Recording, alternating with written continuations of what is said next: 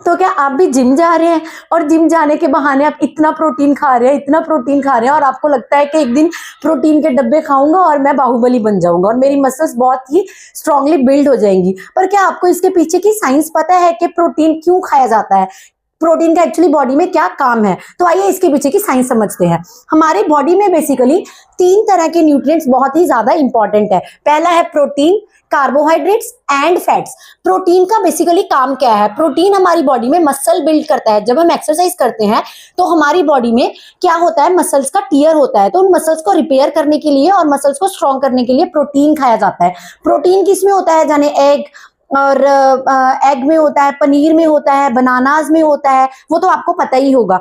फिर आते हैं कार्बोहाइड्रेट्स। अब आपने एक्सरसाइज तो करनी है, मसल्स तो बनाने हैं, बट एक्सरसाइज करने के लिए एनर्जी कहाँ से आएगी? एनर्जी ही नहीं है तो आप एक्सरसाइज क्या कर पाओगे?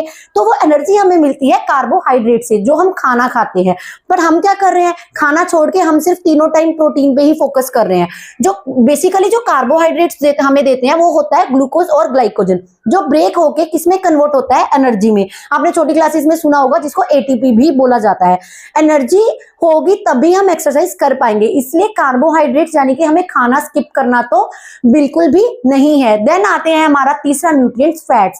फैट्स क्या प्रोवाइड करते हैं? हार्मोन, जैसे कि टेस्टोस्टेरोन। वो क्या काम करते हैं? मसल्स की रिकवरी में हेल्प करते हैं कि मसल्स कहीं भी मसल टियर हुआ है तो उसको रिकवरी के लिए मैसेज देते हैं। इसलिए हमारी बॉडी में प्रोटीन, कार्बोहाइड्रेट्स एंड फैट्स तीनों का अमाउंट होना जरूरी है और उस डाइट को बोला जाता है बैलेंस्ड डाइट। इसलिए अब डिसीजन आपके हाथ में है कि आपको सिर्फ प्रोटीन के ऊपर फोकस करना है या अपनी बैलेंस्ड डाइट खानी है।